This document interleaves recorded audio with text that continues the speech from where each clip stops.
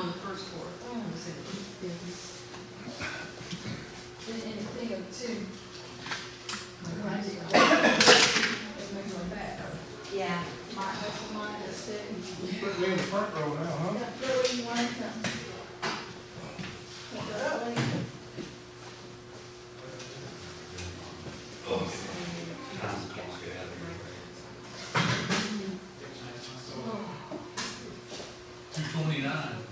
We're getting close, aren't we?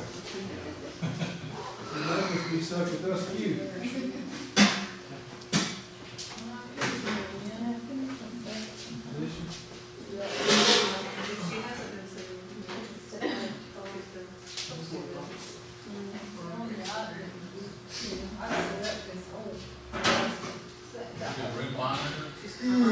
That's right. Seats are cold. Well, we'll go ahead and get started, keep this on time, on track. I'm Frank Kelly. I'm actually a certified financial planner. I help people make smart decisions with their money. But I'm also an early, a middle, and a late adopter of all things solar. I didn't read, Brent asked me to come speak, and I can talk about almost anything that has to do with solar. And I started reading the program this morning. I'm like, I don't have anything about being off the grid, at least on my slides, but I can talk about that too. I wanted to start just with passive solar design, and y'all probably all heard of that before, maybe not fully aware of what it means. It's an ancient understanding of how to build the structure on this planet and benefit from the sun's influence, rather than doing it wrong and ignoring the sun and end up having to pay every single day and get higher electric bills. So the key to passive solar design is to keep the sun from striking the glass in your structure during the summertime, right? 1 square meter of glass taking direct sun in the summertime adds a ton of air conditioning load to your house or building. So you think about how many windows in your existing house are on the south side or maybe the east and the west, taking sun. When that's happening, you're adding a ton of cooling load. So there's rooms in buildings and homes that will never be comfortable because the sun's striking the glass the wrong time of year. And how do a lot of people handle that? They put in curtains and drapes and plantation shutters and so forth on the inside of the house, right? And that, you've already lost the battle when you're trying to temper it from the inside. You've got to temper it from the outside. So passive solar design, seasonal sun paths. Everybody knows that the sun is lower in the horizon in the winter and pretty much overhead in early spring and late fall, and then even further overhead in the dead of summer, if you will. So there's three types of passive solar heating. You've got direct gain, indirect gain, and isolated gain. And we're going to talk about each one of those briefly. So direct gain is direct sunlight that penetrates and is stored in the living space. So that's having glass on the south side of your structure with integrated awnings for summer shading, but when the sun gets lower in the horizon, the sun can fill your space with sunlight and subsequent heat. So 1,000 watts a meter per square meter. This is the same for a solar panel or a window. So one 3-foot by 5-foot single pane window taking direct sun from 9 to 3 for 75% of the days can add 135 kilowatt hours to the monthly summer electric bill. So it's significant because most people have more than one window in their house. Sun angles and shading, in illustrating the summer sun, maybe with an awning here, overhang so the sun doesn't strike the glass, but when the winter sun drops, it's spilling back. You got a concrete floor and concrete back wall. The thermal mass is important if you're trying to stay warm in the wintertime with direct gain. Sun tempering, up to 7% of the floor area in windows, again on the south side. That's a good factor. So you say, okay, you got a rather large house, let's cut it in half. Maybe it's only 1,400 square feet, but still may be a large house. But 7% of 2,800 is 196 square feet. That's 13 3x5 windows.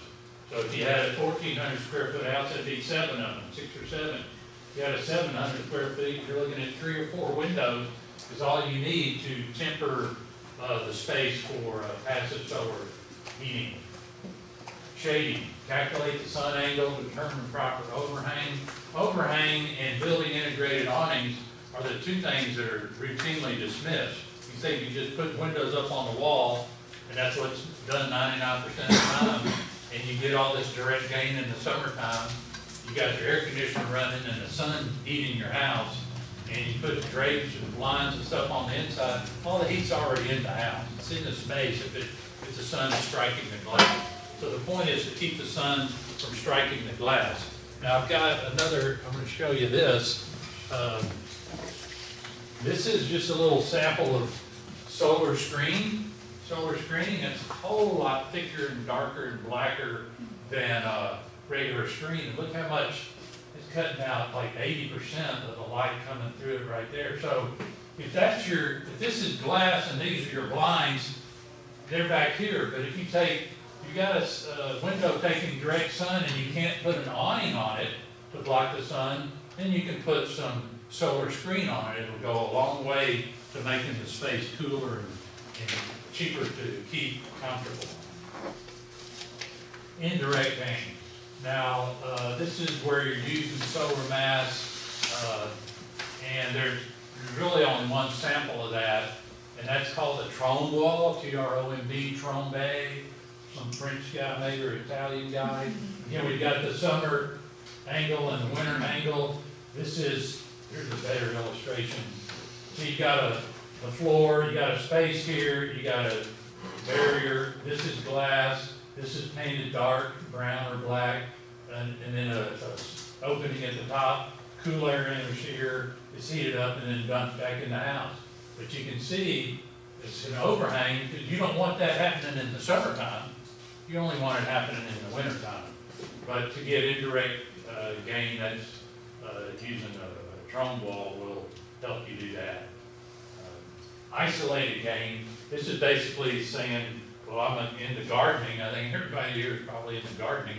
Put the greenhouse or the sunroom on the south side of the house, and then be able to have some way to capture that heat in the summer or in the winter time, and then let it come on into your living space in the wintertime. Isolated gain. So you do that with sunrooms and greenhouses and so forth. Heat storage, thermal mass. You know, people are always building houses and buildings and are putting brick veneer siding on their structures, right? Well, that's a lot of mass to be putting on the outside of the house just to lower your maintenance cost. It's better to put all brick, concrete, rock, stone, tile, whatever you like, put that on the inside of your house where it will do you some good. And here's a heat capacity of different materials. Water, of course, can hold more heat than anything else on the planet. And concrete, sandstone, wood, of course. Wood's not an insulator, but that's what we build our houses out of. And builders will put fiberglass insulation in, cellulose insulation, icynene, biofoam, whatever. But every 16 inches, you got a thermal break in your wall. So it's really not.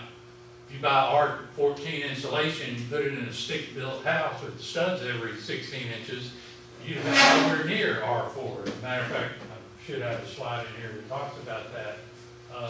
Natural lighting, people say, well, I gotta have a window in my room. I can't just, be dark all the time. Of course you don't want it to be dark in your room. You want to use natural lighting. But how many of these windows in this room would you say are extra to provide light in this room? Like, probably get by with 2 of them and have just plenty of light in here. So, and skylights are rarely a good idea. Every window in every wall and every skylight in every roof is a hole in your insulation. you can buy a triple pane, argon gas, low E coated, built-in slim shades, Pella window, and it still only has an R value of 4. And that's also using what's known as a casement or an awning window. I would venture to guess that all y'all are living in a house or an apartment that has double hung windows in it. Double hung, these are double hung windows. Those are the most inefficient window design we've ever come up with. There's an insulation gap all the way around this window, and these may be single hung, and they may even, probably can't even open these anymore. But the double hungs also have a ring around the top, so you can raise it up or down. Well, that's just a leaky design for sure.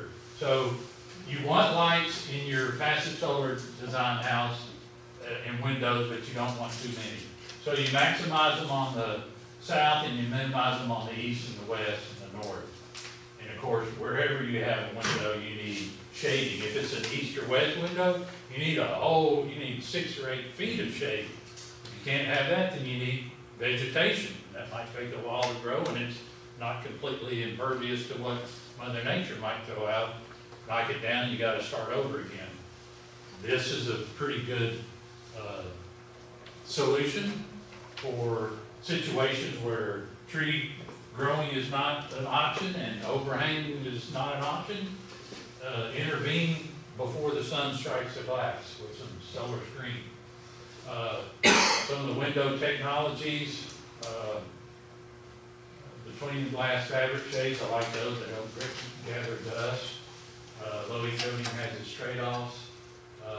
These are all the different acronyms for glazing performance terms. I'm not going to bore you with a lot of that.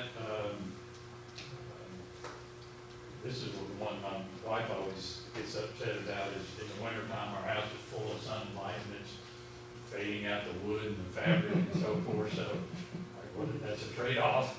But you can get certain damage function characteristics here to cut that down. So you think, here's an unshaded window. If it's on the north, you need to be looking for these. You want this top lower and these things higher. East and west, you want these things lower and this higher. So it depends on whether it's an unshaded window, it's on the north, south, east, or west. You're going to think about, well, window to window. Well, if you really get into it, there's a way to approach that and have a more comfortable living space. If it's a shaded window, there's a little bit different things you're going to be looking for, right? Shaded window is always going to be better than a unshaded window. Added insulation. We all live in an existing structure, but I meet people all the time. They want to build a new house, and they want to do it right, or maybe they are so far along there, but they come to me and I'm like, man, we really need to change this and change that. They haven't turned a single stone or dug a single trench, but they talked to their builder and they had some plans drawn up. They haven't even started. And sometimes they'll say, okay, I'm willing to back up and reconsider and do it right, or I'm too far along, I'm sorry, maybe in my next life I'll stop and get it right again. Structural insulated panels and insulated concrete forms, I kind of separated those because to me those are the ultimate building materials for building envelopes. And this is a sample. Have y'all ever heard or seen a structural insulated panel? The technology there? There's actually a firm in North Little Rock, right over here off Highway 70. They start with bags of small little pellets of unexpanded polyester beads of insulation. They come in bags twice as big as I can hold out here, and they expand those, and they make chunks of foam, expanded bead polyester foam, as big as this room. And then they come in and they slice it with a knife, and they'll build, this would be equivalent to a 2x6 wall here. So you've got the outside and the inside, and you've got true full runs of insulation. And this stuff, this technology has 5 times the wind loading characteristics of a stick-built 2x4, 2x6 house. And I don't know if you believe there's human-caused climate change, or whether we cause it or not. The climate is changing and the storms are becoming more prevalent, and it may be a lot wiser if you're going to build something there, to go ahead and build it with not only the sun in mind, but the wind and the rain and the storms, and have a structure that might hold up with what Mother Nature might dish out in future years. Now this is a core out of what's known, and if you notice, here's some expanded bead polyester foam. Here's some expanded bead polyester foam. Now, comparison, this is the surface area of this material. This is the surface area of this material. This section, which is what, 1/6 of this area, weighs 5 times as much as that does, right? This is concrete, and it has rebar in it. And then every 8 inches, it's got a screw tab. So if you want to put in sheetrock or whatever you have a place to anchor, it's got these screws, it can't be nailed. So I'll show you later towards the end. In 1986, I built an earth-sheltered, passive solar geodesic dome made out of concrete and styrofoam.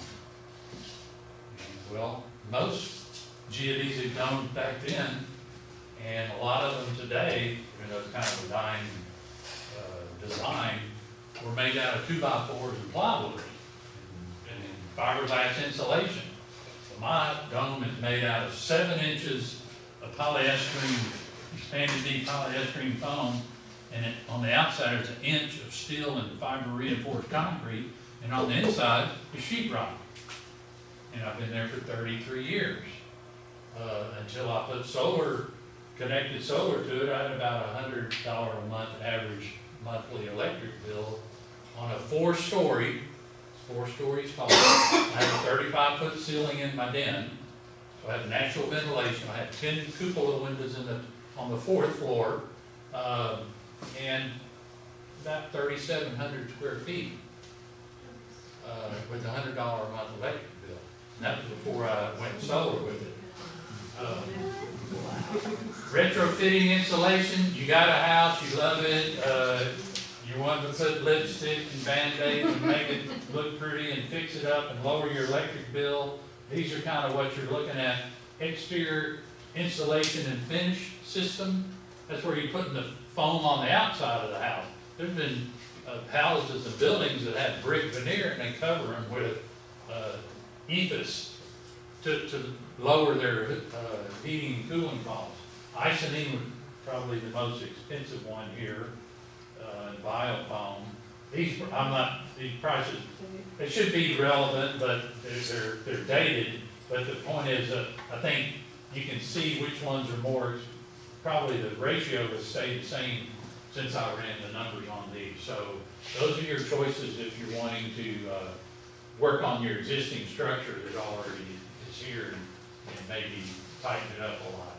Energy efficiency, of course, regardless of what we use to make electricity with, whether it's solar, coal, gas, wind, hydro, that's all, somewhat expensive technology. It's a lot cheaper to just not even use the energy to begin with, right? To plug the holes in the leaky bucket. Have any of y'all had an energy audit done on your house? No? You have?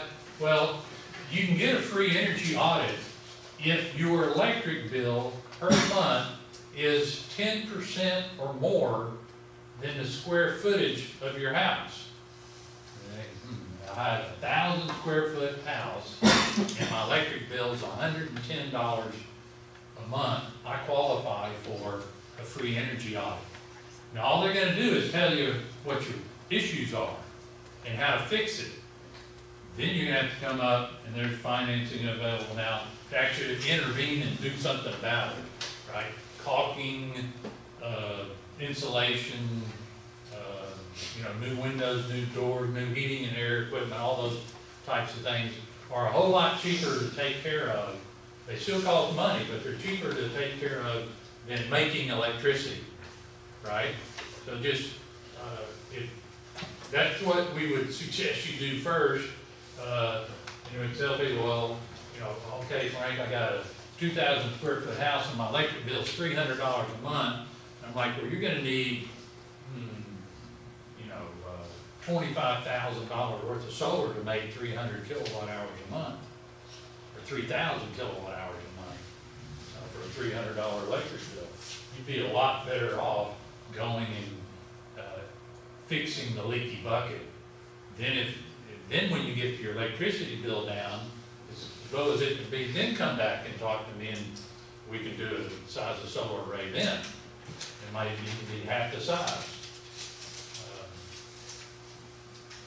Here's a photo of one side of this could even just be a standalone. This is a solar hot water storage tank. Now, I don't have a picture of the array on the roof. I have one later. So there's a collector on the roof. It's kind of like a big radiator. It's copper and glass. There's no electricity involved in it. And it's got a propylene glycol solution that circulates up to the roof, and in Arkansas, it freezes, so if you want hot water all winter, all year with solar hot water, you've got to have the propylene glycol in there that won't freeze. It's like a RV antifreeze material. There's no way for it to cross into the water, but if it did, it wouldn't kill you. They put propylene glycol in all kinds of our food products, unfortunately. But it doesn't kill us, at least not immediately. Eventually. Yeah, well, that and everything else, yeah. So this is a tankless gas water heater, right? And this is a solar hot water storage tank. So the water's preheated by the collector on the roof, and then you turn on the faucet and it flows through here, and there's a mixing valve, because in the summertime the water's so hot, we have to cool it back down so it doesn't come out of your faucet at 150 degrees, right? So the point is, in the summertime, the water flows right through the gas tankless water heater. It doesn't do anything. It just sits there. It's in the wintertime where it's 40-degree water coming in, preheated to 75 degrees by the solar hot water heater. Turn on the faucet, and this brings it up to 120 or 30, whatever temperature you want it to be. So that's a very efficient way to heat water, for sure. So why are you doing the tank? The tank? Yeah. Why? That is a solar water storage tank. So the water in the tank is preheated by the solar collector. The water doesn't go to the roof. The propylene glycol goes to the roof, and there's a heat exchanger. It transfers the heat from the propylene glycol to the water in the tank. Right? And this is just kind of it's a solar storage tank, but the heat exchanger is in the tank. The propylene glycol circulating through that, and it preheats whatever temperature your water is coming in. It's a lot colder in the winter than it is in the summer. It stores that preheated water. And then the tankless, and you turn on your faucet, it flows through the tankless gas water. Yeah, because the tankless works really great. Yeah. It heats water instantly, so. Yeah, I mean, you could have a house that all it had was a tankless gas water heater and no solar storage. It's a lot more efficient than having a big tank. In the summertime, you don't even need the gas water heater. Yeah, pretty much. Well, your water's more like 75 degrees, but you might want it 120. Yeah. The thing about solar storage, it's gonna be 120 in the summer, and it's gonna be 75 in the winter, where it normally would be like 45 degree water coming in. This is a shot I took from a zero energy, yeah. Are you using electric to pump that antifreeze? Well, good question. We have a solar panel that's half the size of this area, that is connected to this pump. So when the sun is shining, the propylene glycol is circulating. At night, the propylene glycol doesn't circulate anymore because the sun's down, right? But so that there's no electricity, the sun is providing the only electricity needed, and that's a simple little pump that's circulating the propylene glycol. Is that a system right there that you have designed on that? Oh, yeah. So the electric that goes to the gas heater, that's just fired off the house? Yeah, it is. Yeah. That's a good point that these tankless gas water heaters have an electric piezo igniter in it. And so they have, it's kind of like a gas furnace. A 95% efficient whole house gas furnace has an electric fan in it, right? Well, this has an electric starter in it, so you have to have electricity for it. It's just one little spark, and you're done. You know, I'll show you how the house, the first net metering house in Arkansas coming up. This is taken from an experimental house in outside of Oak Ridge National Labs, part of the Zero Energy Building Research Alliance. And I got the tour, but this, to me, this is fabulous solution. And you can see here, blue is cold water, right? But this is a manifold. That's what you would call it. So it's got all these. It's got an incoming, and then these are home runs. But this is an important part here. Red is hot, right?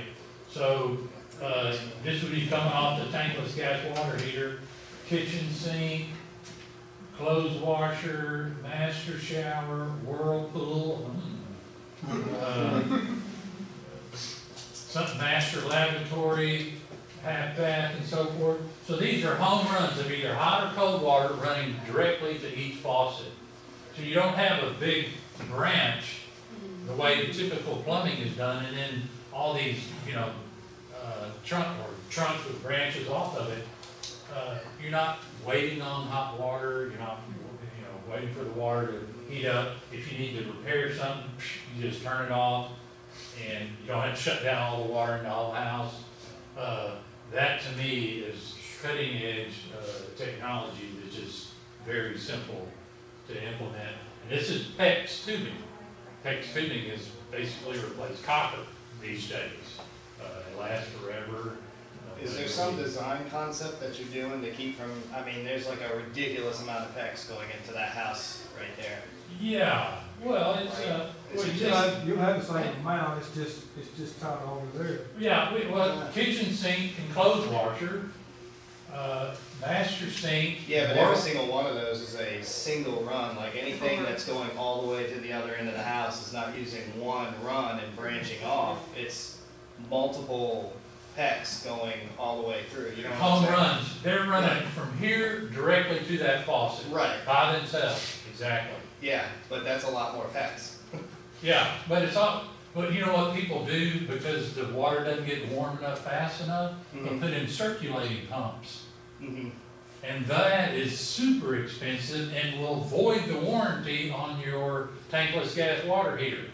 Because if it's the water circulating, that tankless is on, off, all day long. This is a much better. Wait till get the shower too, you know? Yeah, right, right. No, you'll save a ton of water and a lot of time running home runs with PEX. Yeah. Now, this would be my favorite subject, right? People don't realize how much energy is being delivered to the planet every day, right? Solar provides available technology today. We can harvest 23,000 terawatt hours a year from the sun in electricity. And we're currently, in 2009, we were consuming 16 terawatt hours a year. And by 2050, it's projected we'll be consuming 28 terawatt hours a year. Now that consumption, is that all electric provided, or is that just solar? Oh, no, that's all electricity. Yeah, coal, gas, Yeah. Solar, hydro, that's the world energy consumption. Yeah. Regardless of where it's coming from. And what we're saying with available technology, we can get 0.7 terawatts a year from tidal, movement, 3 to 2 terawatts a year from geothermal, 3 to 4 from hydro, 2 to 6 from biomass,